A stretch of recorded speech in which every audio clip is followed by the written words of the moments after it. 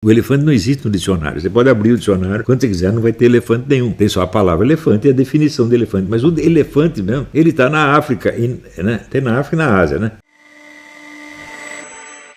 Aliás, isso é uma coisa que eu quero muito que vocês apreendam. Que eu sempre digo, o famoso triângulo, né? O signo, o significado e o referente. No Brasil, o referente não existe, gente. As pessoas, quando aprendem o significado de uma palavra, elas acham que sabem do que estão falando. Mas o significado de uma palavra é apenas um conjunto de outras palavras. Ou seja, a definição que está no dicionário. Mas a coisa referida não é algo que faz parte da linguagem, é algo que transcende a linguagem, está além da linguagem. Então eu tenho o signo, a palavra elefante, esse som ou grafismo elefante.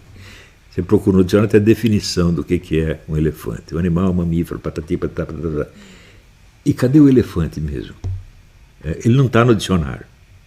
O elefante não existe no dicionário. Você pode abrir o dicionário, quando você quiser, não vai ter elefante nenhum. Tem só a palavra elefante e a definição de elefante. Mas o elefante mesmo, ele está na África, né? Tem na África e na Ásia, né? E tudo que nós falamos é assim. Existe um elemento extraverbal que tem que ser captado pela imaginação ou pelos sentidos. Não é pelo raciocínio verbal. Porra! Tá certo? Você, por exemplo, você fala aí, Olavo de Carvalho, tá? Um signo. Daí procura na Wikipédia. O que é Olavo de Carvalho? É um escritor assim, para dar o reacionário, filho da puta. Esta é a definição. Né? Mas o Olavo que está aqui, esse está aqui em carne e osso, porra. É diferente, ele não está na Wikipédia, ele não está no som Olavo de Carvalho. Tudo no mundo é assim. Então, para você conhecer qualquer coisa, você precisa transcender a esfera do raciocínio verbal e entrar ou na percepção sensível ou no mundo da imaginação. Imaginação entendida como força de conhecimento.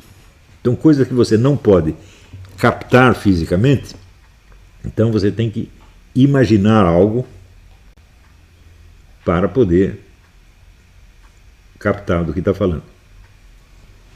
Então,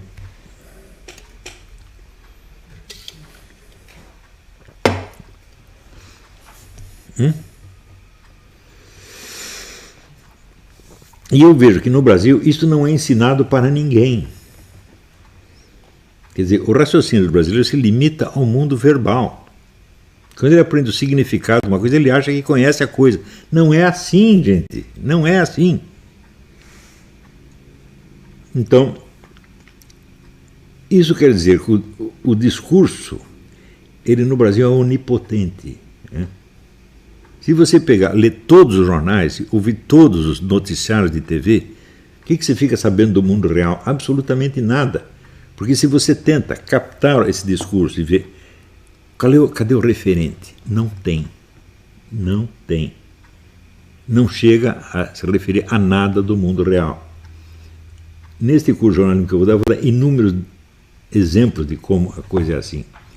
Coisas que são ditas e que parece que você está entendendo o que está falando, mas se você tenta transcender a mera comunicação verbal e alcançar o objeto do qual está falando, o objeto não está. Simplesmente não está lá.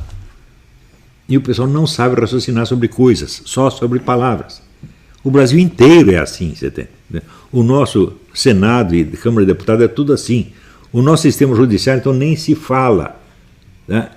Você pode pegar sentença atrás de sentença, tese universitária atrás de tese universitária, e nunca estão falando de nada, só de palavras e significados. Quando você tenta ultrapassar a esfera verbal e pegar o objeto, você vê que o objeto não está lá. E pior, as pessoas não percebem a diferença. Isso é incrível, né? Então, um exercício que eu sempre faço para os meus alunos é o seguinte: se você está lendo um romance, né, transforme-o imediatamente num filme. Ou seja, veja o que o escritor está falando. Não fica só nas palavras. Né? Pode ser uma peça de teatro, pode ser um roteiro de filme, pode ser o próprio filme, pode ser uma cena, tente imaginar a cena da vida real, tá certo? Ou seja, vá além da narrativa. Agora, acontece que a literatura, depois do movimento modernista, tornou isso impossível. Por exemplo, se você lê o James Joyce, você não consegue saltar da esfera verbal para o referente, porque a esfera verbal é tão imensamente complexa e rica que não dá para sair dela. Se você perguntar o que você acha do João Guimarães Rosa, eu odeio os livros do João Guimarães Rosa. Odeio. Aquilo fora do mundo verbal não significa nada. Né? Ele te encanta pela verbalidade só. Então, esse é um procedimento que não é narrativo, é poético. Porque na poesia você de fato não tem. A poesia é inteiramente verbal. Né? É um mundo verbal. Então, se o cara usa só a técnica da poesia num romance, ele não está fazendo um romance, ele não está contando uma história. Ou seja, ele não está se referindo à vida real. Tá certo? Mas somente é uma trama verbal que lhe é sugerido por alguma emoção e experiência que ele teve. João Guimarães Rosa fez o grande Zé Geraldo Vieira, em muitos livros dele, ele cai nessa. É um grande romancista, isso eu não nego. Porque nele você tem a substância narrativa. Né? Mas ele, às vezes, ele gostava tanto da língua portuguesa que ele não resistia. Botava lá dentro 20 páginas só de verbalismo. Lindo verbalismo, claro, mas não tem nada a ver com a narrativa. Não é isso? Tem no livro A Ladeira da Memória, né?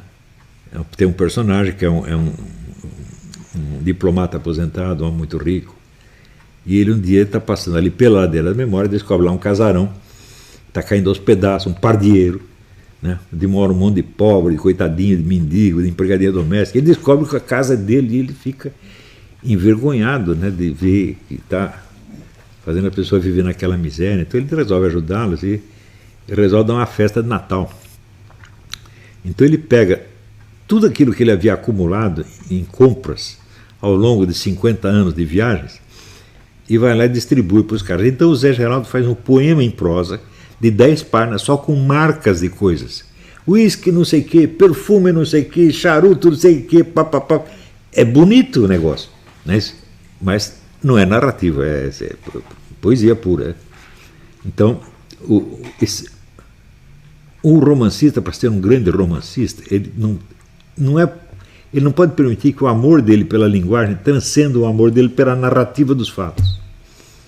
Ele tem que ver os personagens como personagens reais, não como entes criados com palavras. Isso é muito importante. Tanto que você vê que você tem grandes romancistas que não são grandes dominadores da linguagem, como, por exemplo, Balzac e Dostoiévski. Eles não escrevem tão bonito quanto outros caras.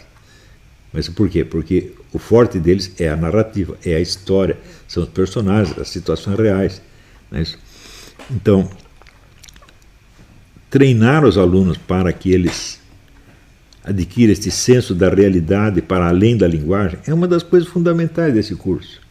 Eu não sei se eu consegui algo até hoje, mas eu espero, né, aqueles que querem ser romancistas, por exemplo, que tenham esta advertência em vista, que não a esqueçam, tá certo?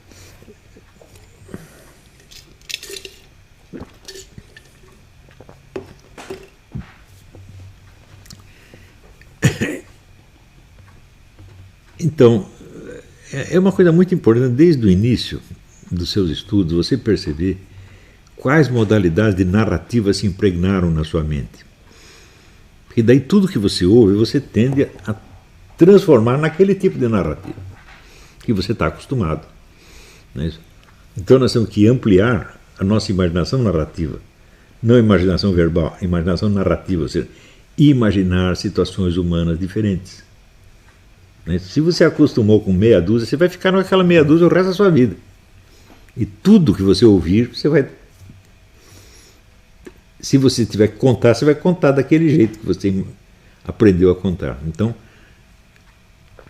e quando você vê o nosso jornalismo inteiro, o que é o jornalismo brasileiro?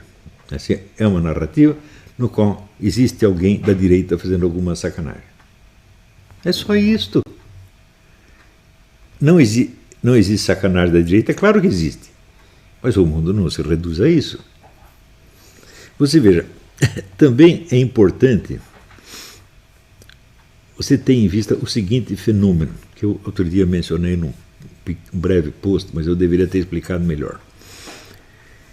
De quando aparece a figura do intelectual moderno, quer dizer, intelectual que exerce influência pública, né? Isso começa mais ou menos no século XVIII. Né?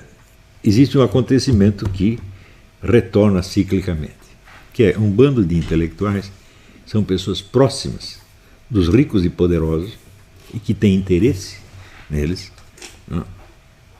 Impõe uma uniformidade de pensamento, uma uniformidade de narrativa, uma uniformidade de linguagem, sufocando os espíritos verdadeiramente criadores, os talentos verdadeiros, que então não encontram audiência ou mesmo não conseguem se explicar mais, tá certo? Ou não conseguem publicar, se for no caso do cinema, não conseguem produzir seus filmes.